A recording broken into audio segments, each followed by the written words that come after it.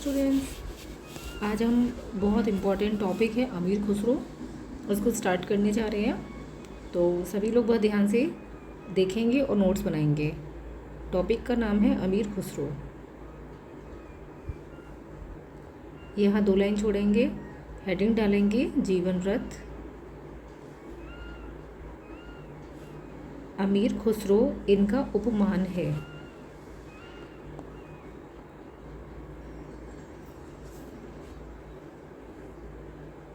ये आप यहाँ सही करेंगे, ये उपमान नहीं, ये उपनाम है।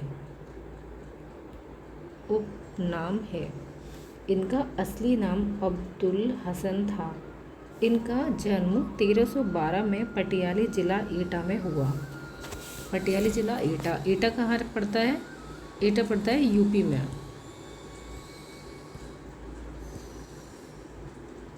एटा कहाँ है? आपको थोड़ा नॉलेज होना चाहिए कि एटा पड़ता है यूपी में।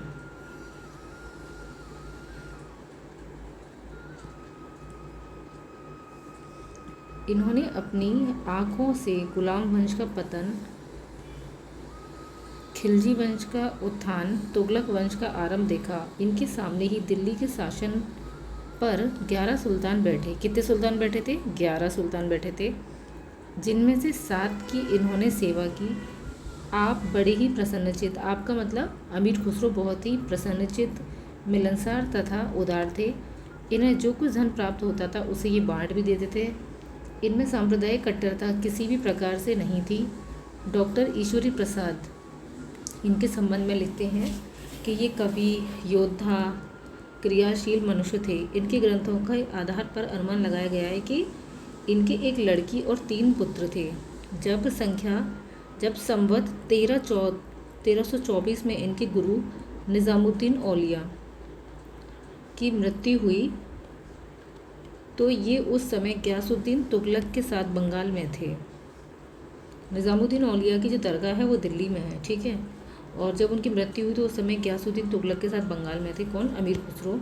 मृत्यु का समाचार सुनते ही शीघ्र ये दिल्ली पहुँचे और औलिया की कब्र के निकट दोहा पढ़कर बेहोश होकर गिर पड़े कि गोरी सोवर सेज पर मुख पर डारे केस, मुखर या मुख कह सकते हैं, मुख पर डारे केस, चल खुसरो घर आपने रैन भई चहु देश।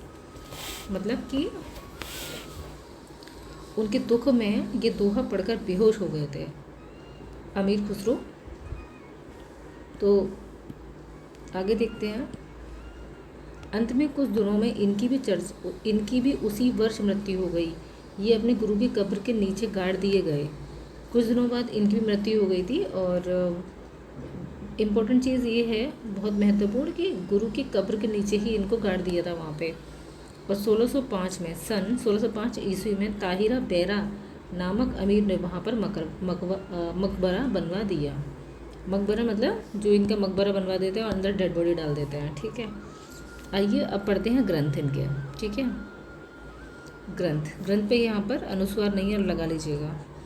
अमीर खुसरो अरबी, फ़ारसी, तुर्की और हिंदी के विद्वान थे। कितनी भाषाएं आती थी इनको? 4। अरबी, फ़ारसी, तुर्की और हिंदी के विद्वान थे। इन्हें संस्कृत का भी थोड़ा बहुत ज्ञान था। इन्होंने कविता की 99 पुस्तकें लिखी 99 पुस्तकें लिखी, जिनमें कई लाख शेर थे। पर अब इनके केवल 20 से 22 हज़ार, सिर्फ 20 और 22 ग्रंथ ही प्राप्त मतलब पाए जाते हैं।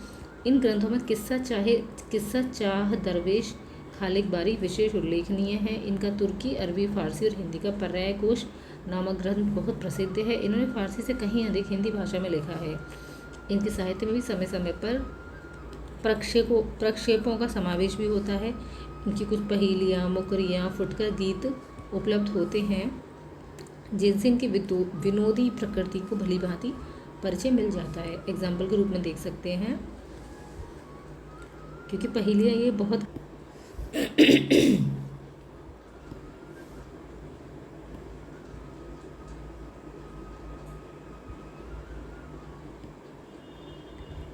घिसकर बहुत कुछ उसी रूप में आ गई थी जिस रूप में खुसरो में मिलती है। कबीर की अपेक्षा खुसरो का ध्यान बोलचाल की भाषा की ओर अधिक रहा था। जितना कबीर का नहीं था ना, उससे ज़्यादा अमीर खुसरो का ध्यान भाषा की ओर था।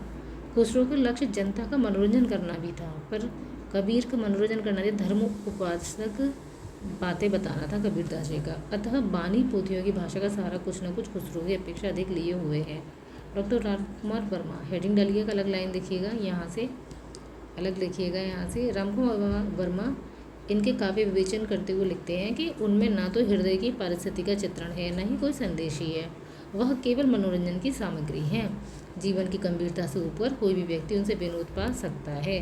पहेलियाँ, मुकरियाँ, सुखनों के द्वारा उन्होंने कौतूहल और विनोद की सृष्टि की बात कही है। कहीं कहीं तो उस विनोद में अश्लीलता भी आ गई है।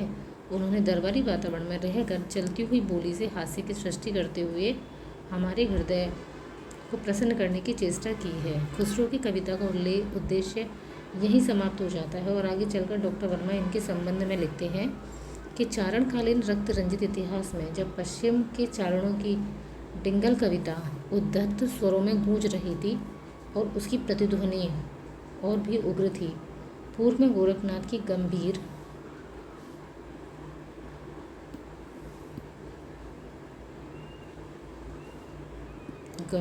धार्मिक प्रवृत्ति आत्मशासन की शिक्षा दे रही थी, उस काल में अमीर खुसरो की विनोदपूर्ण प्रकृति हिंदी साहित्य के इतिहास की एक महान निधि है। मनोरंजन और रसिकता का अवतार यह कवि अमीर खुसरो अपनी मौलिकता के कारण सदैव स्मरणीय रहेगा। 2 लाइन छोड़ेंगे, स्टार्ट करते हैं। मनोरंजन के खजाने से माला माल सूफियों के अग्रणी कवि अमीर खुसरो किसके थे? सबसे आगे कवि कौन थे? ये सूफियों के कवि थे। बहुत महत्वपूर्ण प्राथमिक स्थान इन्हीं का था। खुसरो ने अपनी सहज मनोवृत्ति के कारण जन सामान्य का उन्मुख हृदय से मालामाल कर दिया। अरबी, फारसी, तुर्की, ब्रजभाषा और हिंदी में खड़ी बोली के सर्वप्रथम सफल प्रयोक्ता अमीर खुसरो ही थे। उन्होंने अनेक भाषाओं में सुखद मिश्रण को भाषा विज्ञानी भाषा शंकर की संज्ञा देना चाहते थे, किंतु इनके द्वारा प्रणीत गज़लों के श्रृंगारात्मक ताने बाने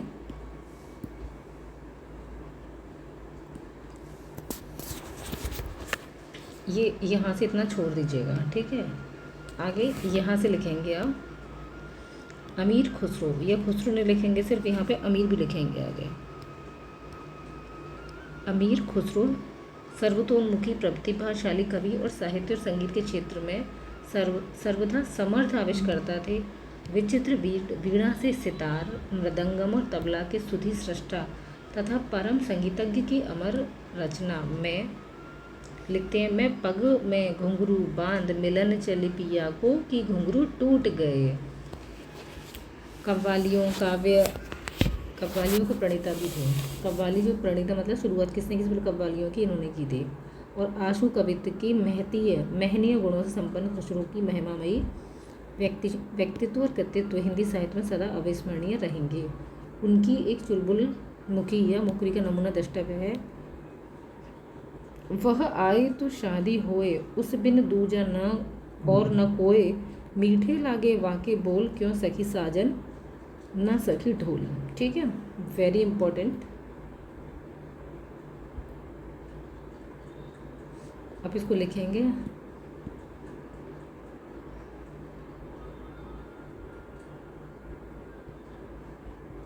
और लास्ट में ये एक पेज आप इसको स्क्रीन को बड़ा करके ये पूरा एक पैसेज पूरा लिखेंगे इसको,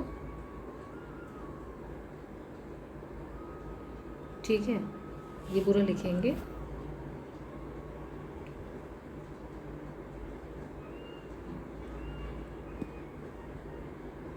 थोड़ा सा पसंद क्लास जो है बस आपका यहाँ तक कंप्लीट हो जाएगा।